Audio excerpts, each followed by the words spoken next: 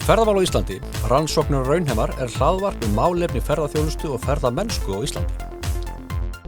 Við Gunnar Magnús og Madalena erum öll kennara og rannsakendur í ferðamálafræði við Háskóla Íslands og erum gestgjafar þáttanna. Og við ætlum að fá til okkar fólk af ólíkum vettvangi til að ræða allt milli himins og jarðar sem viðkemur ferðamálum. Líka þannig að þegar þú tala ferðaþjónustu sem þetta okkar kannski stærsta þjónustu grein, að þá alltaf hættulegt þegar að einhver að tala bara að ferja en skip eða flugvélar og einhver að horfa alltaf á tölurnar, en auðvitað í grunn erum við að díla við fólk. Já. Þetta fólk Akkurat. Sem að koma og fólk sem með þarfir og langanir og allt þetta. Og þetta mér Bjarniður Hallsdóttir sem var formaður hjá okkur núna í 6 ár.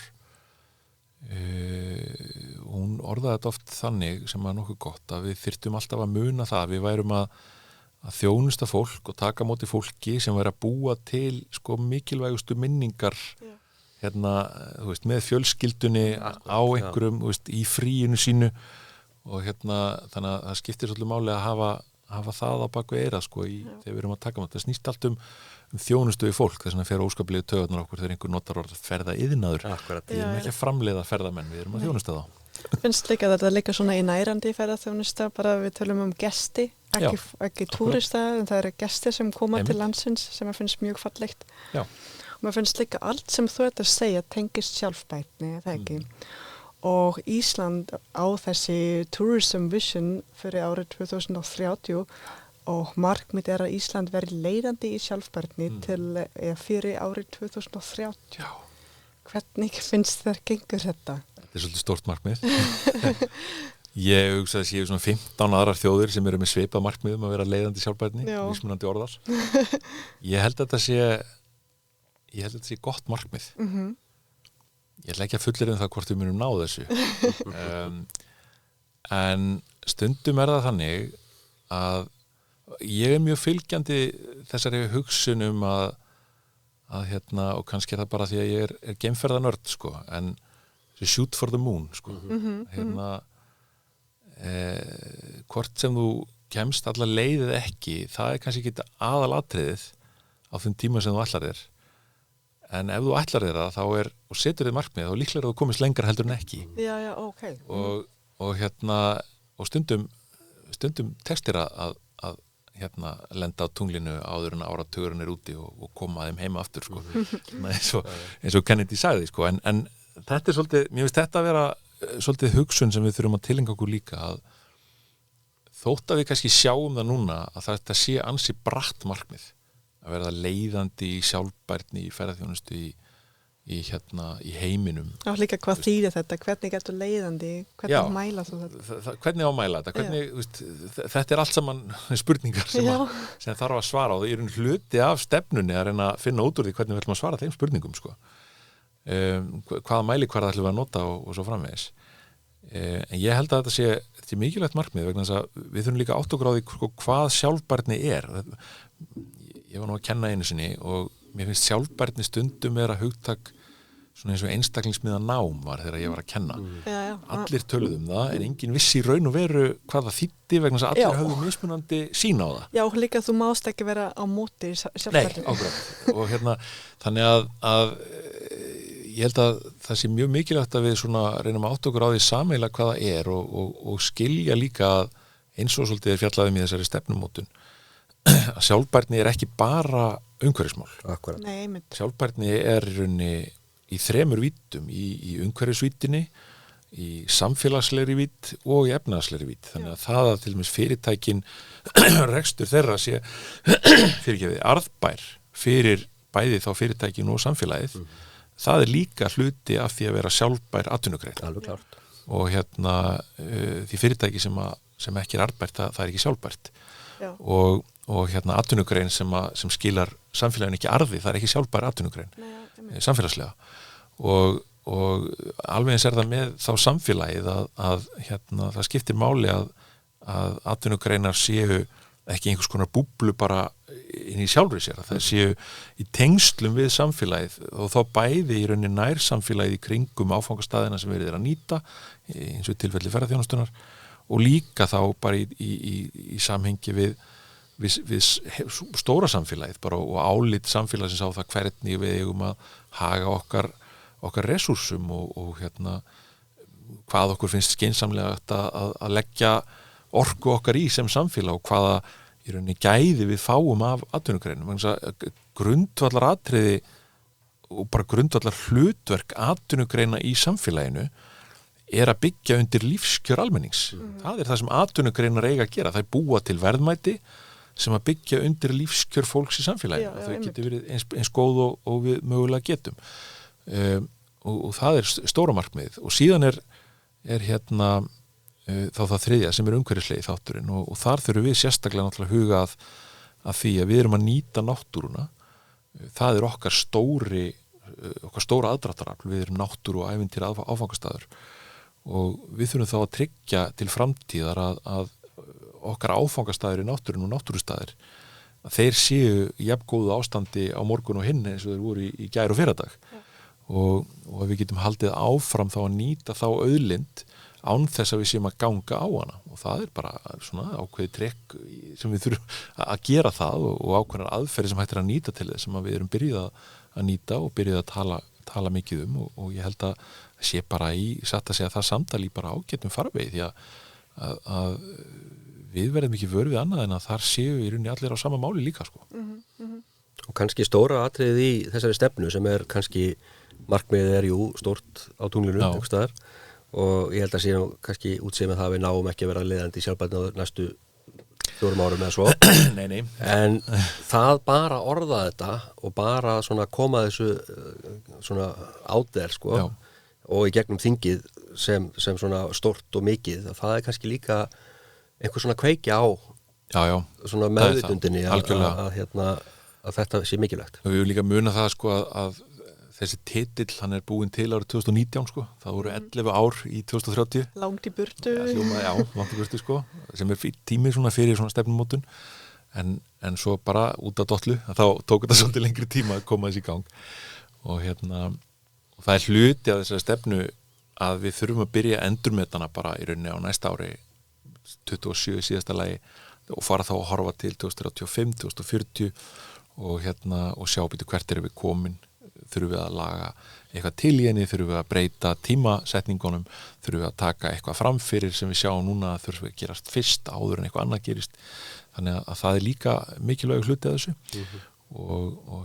en ég held að við séum í grunninn á góðum stað með þetta farið í gang og það raunverulega verið að vinna eftir þessu.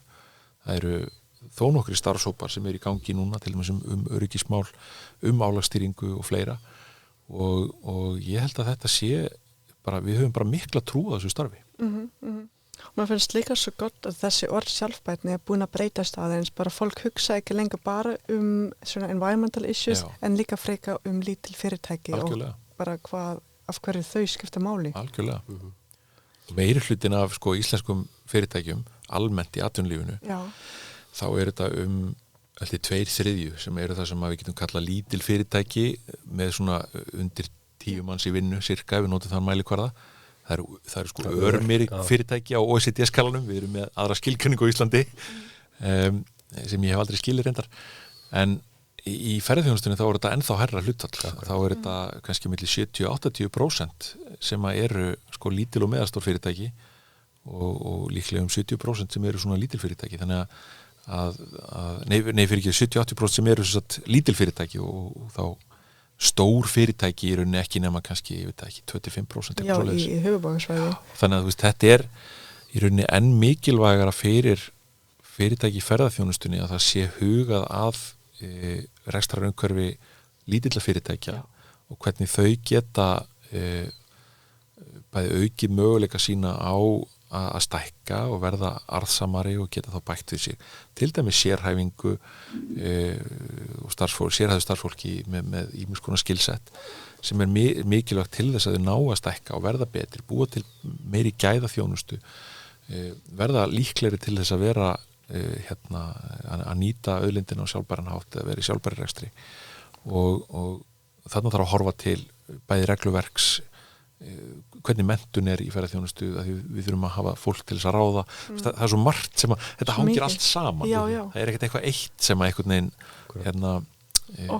Og líka finnst maður hafa í huga að þetta líka sjálfbærni ef lítinn fjölskylda að búa til fyrirtæki sem til dæmis í Vopnafirði eða eitthvað. Þetta sjálfbærni ef það verðmæti fyrir eina fjölskylda.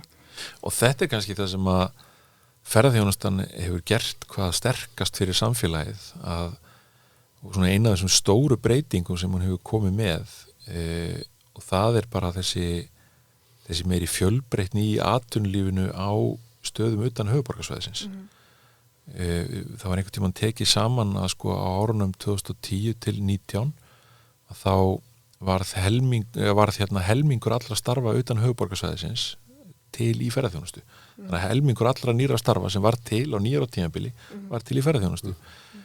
Og þetta hefur gert það verkum að við erum að sjá sko meiri líkur á því að svona byggða þróun aðeins snúast við á sumum stöðum sem voru farnir að tapa íbúum, voru svolítið farnir að svona eiga upp á undir höggasækja og þannig að þessi þróun hjálpaði til við alls konar þætti sem ríkisvaldið var að gera eins og verkefni brothættar byggðir og fleira slíkt.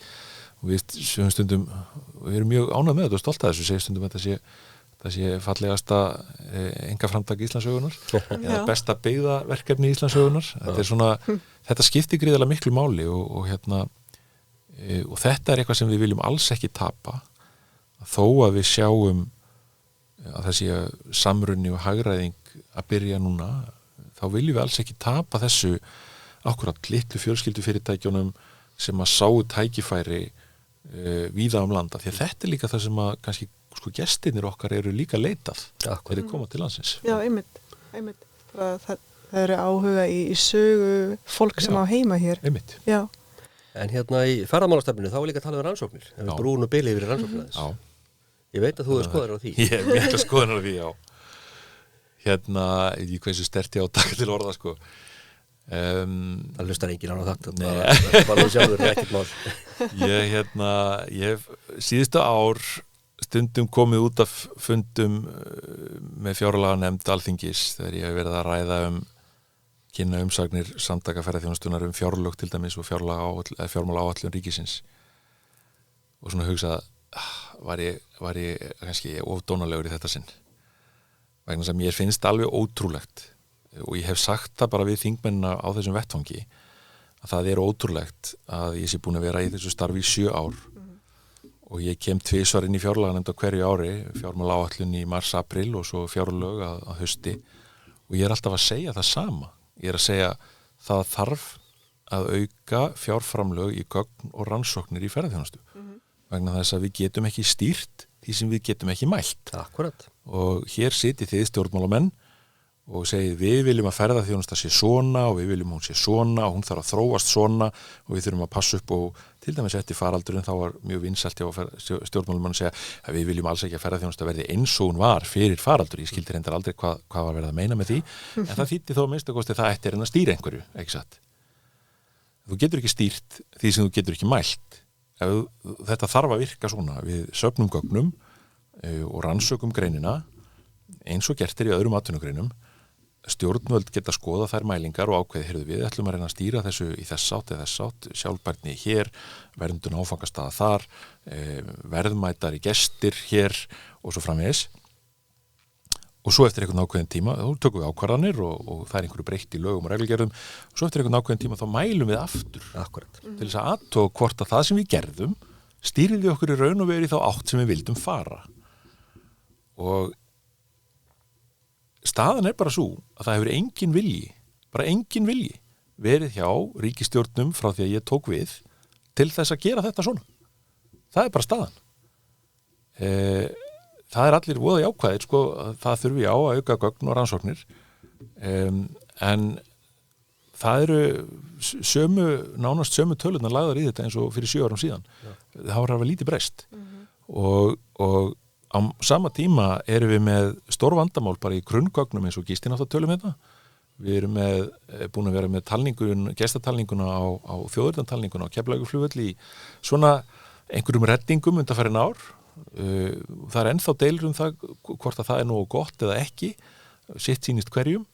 Ég held að ferðamálastofa sé að gera eins vel og hún getur, sko, en svo eru bara sumir sem segir það bara ekki nægilegt. Það ekki best bara að stækja þessi brú með háskólanum? Kannski, ég meina það ein leið en háskólarnir þurfa líka einhvers konar fjármagn til þess að framkvæma rannsóknirnar til þess að safna gögnunum. Já, bara að hafa fjármagn yfir brú. Það er klárlega hluti af því en sko þarna þarf alveg klárlega að minnstakosti að tvöfalda það fjármagn sem að fer til rannsókna og gagnaöflunar í ferðaþjónustu á Íslandi og þetta er mjög mikilvægt atrið vegna þess að sko það eru allir á Íslandi sammála það að Hafrannsóknastofnun eigi að hafa fullt af peningum til þess að rannsaka sjávarútveg. En það virðist enginn vera sammála það að það þurfi peninga til þess að safna gögnum og rannsaka ferðaþjónustu. Það er samt atvinnuvegur alveg eins sem að allir virðast samt vera sammála að hafi mjög mikil áhrif á samfélagið. Alls konar áhrif. Margir segja bara rosalega neikvæð áhrif og þetta er allt erfitt og rosalega miklar áskoranir. Og ég segi bara býtu, hvaða gögn hefur þú í höndunum það? Ég meina, þegar við erum að fara að horfa á áfangastaði eins og og viðþorf ferðamanna á áfangastöðum til þess hvernig þeir áfangastaðir að þróast þá eru bara afar fáar rannsóknir þar sem við höfum einhvers konar tímaraðir eða einhvers konar samanburðar rannsóknir eða gagnaöflun. Það eina sem að mér dettur í rauninni svona fyrst í hug eru bara rannsóknir Önnu Dóru Sæþórsdóttur á landmannalögum þar sem við eigum sko 2000, 2009 og 2019 og það er eiginlega það eina sem við getum vitnað í. Og hinum áfangastöðunum, þá er þetta svona ein rannsókn hér og ein rannsókn þarna og ein rannsókn hér. Það er engar tímaraðir. Fekk smá fjármagn hérna, kerða á stað, fjármagn búið, hætti við. Þetta er ekki bóðlegt. Nei. Og vegna þess að þegar samfélagið og stjórnmálamenn og þeir sem stýra samfélaginu bera ábyrgð á því að taka ákvarðanir það hvert vilja að atvinnugreinarnar þróist þá þurfa þeir að leggja peninga í það sem til þarf og eitt af því sem er hvað mikilvægast, það er bara gögn og rannsóknir. Ég meina við erum ekki ennþá komin með staðvirta ferðaþjónustureikninga af því að þeir eru ennþá gerðir með einhverjum sér samningi við atvinnuvegaráðuneytið sem er bara mjög góður per se en það þurfti sko á sínu tíma þegar ég kom inn í þetta þá var það ekkert í staðar, þurfti svolítið að krýja það út af því að það þarf bara eitthvað sér fjármagn þetta er ekki hægt hlutir eins og það, ferðaþjónustureikningar eru bara grunnatriði fyrir stjórnvöld til þess að hafa samanburðar hæfar tölur við önnur ríki og svona grunnrannsóknir sem að síðan nýtast öðrum rannsakendum líka og þetta á bara að vera hluti af fjárlagabréfi Hagstofunnar, bara grunnverkefni og svo framvegis þannig að þetta er mál sem að þarf bara einfallega að taka og í ferðamálastefnunni þá er talað þetta það eru ýmsar aðgerðir sem fjalla þetta og ég veit að þar er til dæmis einn hópur sem að fjallar samráðstofnana á sviði rannsókna sem að skila bara held ég mjög góðu verki bara núna strax búið að skila minnisblaði til ráðherra svona fyrstu tillögur og ráðherra hefur tekið bara mjög vel í það og ég vonast bara til þess að það sé að verða svolítið með ferðamálastefnunni og svona aukin vitundavakning það að þarna skiptir þetta máli. Þú veist, það er ekki boðlegt að fjármagn til rannsókna í sjávarútvegi hversu mikilvægur sem hann er okkur og ég dreg ekki úr því að það sé sko 10 sinnum meira og ég vil enn stærra heldur en framlag til rannsókna í ferðaþjónustu sem er miklu stærri útflutningsgrein heldur en sjávarútvegurinn orðinn og með fjölbreyttari áhrif á samfélagið að mörgu leyti þannig að sem það og við verðum einfallega að nýta þær stilliskrúfur sem við höfum og til þess þurfum við að geta mælt hluti og þurfum að geta rannsaka hluti og byggt ákvarðanir á þeim því annars erum við bara eitthvað að bóta út í loftið sko. En ég held þetta oftast máli líka til dæmis með nýsköpun bara að politics þetta stundum erfitt fyrir þeim bara að skilja að þetta tekur tíma og þú þarfst að endurtaka þetta og þarfst bara að gera eitthvað aftur og aftur áður en þú getur mælt eitthvað. Eitt af mikilvægasta sem við höfum í rannsóknum svona eru bara tímaraðir sem að segja okkur eitthvað. Gott og blessað að gera eina rannsókn hér eða þar, stundum er það nóg. Men það eru sjálfsögðu slíka rannsóknir til sem að bara, veist, það sem við gerum rannsókn á okkur ákveðnum hlut sem bara er núna í þessum tíma eða eitthvað slíkt. En það er svo margt í þessu varandi þróun atvinnugreina þar sem þær þurfa einhvers konar tímaröð til þess að sjá hvernig þróunin á einhverjum hlutum bara alveg svo Hafrannsóknastofnun með tölur þróun stærðar þorskstofnsins langt aftur í tíman og geta þess að þeir mæla núna býtu hvaða áhrif þetta, hvað að gerast núna með það sem þetta var fyrir 2, 5 eða 10 eða 15 árum þetta skiptir bara gríðarlega miklu máli og mér finnst stundum eins og hér sé bara hort á fjölda ferðamanna sem einhvers konar tölu sem að sé bara nóg. Það líklega versti mælikvarðin á ferðaþjónustu á Íslandi. Já, sammála. Líka þá áttu líka aftur ekki að hugsa gesti, heldur þú að hugsa einhverja tölu. Já, einmitt. En tölunum fylgja hausar og hendur og fætur og... Já, þú veist, þetta það er svo margt svona sem að þyrfti að taka fastari tökum varðandi gagnaöflun og rannsóknir og ég hef verið mjög bara opinskár með það að segja það ef það er ætlun ríkisstjórnar eins og kemur fram í stjórnarsáttmálunum að leggja auðlindagjald á ferðaþjónustu með einhverjum hætti þá segi ég þetta þegar ég hef farið inn í þessar nefndir síðustu ár og talað við stjórnmálamenn að það þurfa að auka fé til gagnaöflun og rannsóknir ferðaþjónustu og tekið dæmið að sjávarútvegur sé í rauninni með einhverja 5 til, ég man ekki hvað það 8 milljarða, allavega rúma 5 milljarða sem lagðir eru í rannsóknir í þeirri grein, þá fæ ég alltaf sama svarið frá stjórnmálmanninu. Hann segir já, en sko það er náttúrulega greitt með auðlindagjaldi sem sjávarútvegurinn greiðir. Og ég segi já, ok, fair enough, en sko ef þið ætlið þá að fara að leggja auðlindagjald á ferðaþjónustu, þá vil ég fá peningana sko, með nákvæmlega sama hætti. Sammála, og þeir eiga hluta til að fara í þá gögn og rannsóknir í ferðaþjónustu. Við þurfum kannski 5 milljarða í það sko, en við getum alveg notað á. En það eru þá ákveðin verkefni sem að það fé þarf þá að leggja til sem gagnast uppbyggingu ferðaþjónustunnar í landinu, samfélaginu öllu til heilla. Það er það sem þarf að horfa á, uppbygging innviða á ferðamannastöðum, gögn og rannsóknir, þannig að við vitum eitthvað meir grein og getum tekið skynsamlegar ákvarðanir þróunar í samræmi við stefnuna sem við erum búin að koma okkur saman og síðan stilliskrúan markasetning, neytendamarkasetning sem að í rauninni er eina skrúan sem við höfum sem getur stýrt einhverju það hvaða ferðamenni eða gesti við fáum til landsins, hvaða markhópa. Þannig að þegar stjórnmálamenninni segja já, við viljum nú fá verðmætari gesti, þá segja já, þá þarf að borga markasetningu fyrir það. Það tala við þá gesti. Verðmætu gestirnir, þeir vita ekki á okkur ef við tölum ekki við á sko. Já, ekki auglýsa í bankanum í Þýskalandi eins og ég sá daginn. Nei, veist, þetta hangir allt saman sko. Já, þetta flókið mál. Já, en örugglega hægt að tala endalaust þetta sem mjög spennandi. En eigum við koma í lokaspurningum? Já, hvernig væri það? Mér langaði kannski bara að vita að því að nú ert þú eldri en 2 metra í þessu. Ef þú væri með the magic wand. Já. Þetta er alltaf verið spurningar. Já, ég veit það og svaraði bara já eða nei sko. Ég minn góður. Það væri bara flögrend þetta með magic wand. Hvar myndur þú byrja að segja zapp og hvað myndur þú gera? Frábær spurning. Það er smart.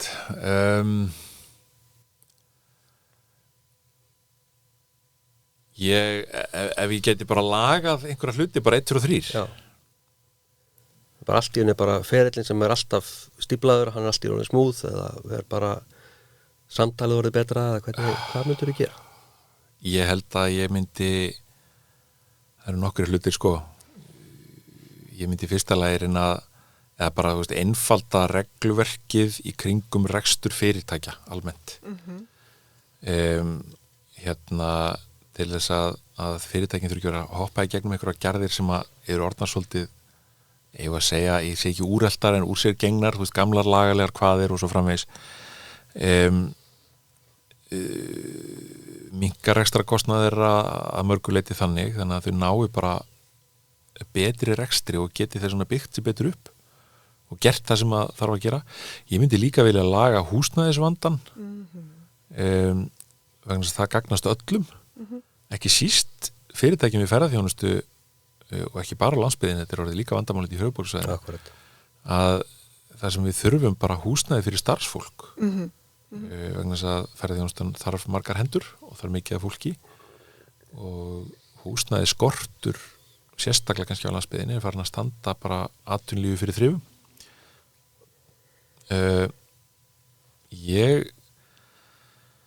Og þetta tvennt og síðan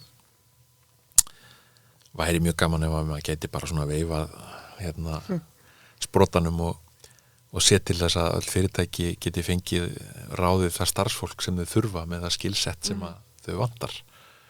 Þannig að ég held að það sé grundvöllur fyrir því að gæðin okkar aukist og að fyrirtækin geti í rauninni sinnt þeirri þjónustu sem þau vilja eins vel og þau vilja. Og það byggir þá líka upp betri rekstur, betri heildar nálgun bara hjá fyrirtækjunum. Þau geta þá farið að hugsa eitthvað annað heldur en að fara þurfa alltaf að ráða einhverja nýja og þjálfa einhverja nýja upp á hverju vori eða eitthvað slíkt og það er allt annað.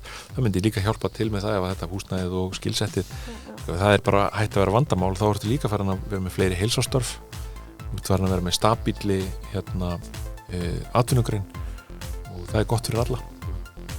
Þannig að ég held að með þessu þrennu held ég sé ýmislegt sem að væri hægt að laga og kannski það fjórða er þá að maður yfir sprottanum og sjáu til þess að stjórnmálamennir noti eitthvað af þessum 200 milljónum á skattfé sem koma inn á hverju ári ég var að segja stærra hlutfalla en til þess að veita í endurfjárfestingu í þessum verkefnum sem við vorum að tala gagnaöflum og rannsóknir, uppbyggingu áfangastæða og markasetningu til þeirra markkópa sem við viljum fá. Og svo get ég talið upp alveg rosalega margt í viðbót. Þú myndi vera sem sagt nota Magic Wand til að búa til fleiri Magic Wand. Já, eiginlega. Óska sér fleiri óskar, það er ekki alltaf Já, frábært. Það er mjög áhugavert. Já, en ef við ekki bara láta þetta vera loka orðin og bara þakka Jóhannes kærlega fyrir það. Takk kærlega. Takk fyrir mig. Takk fyrir að koma.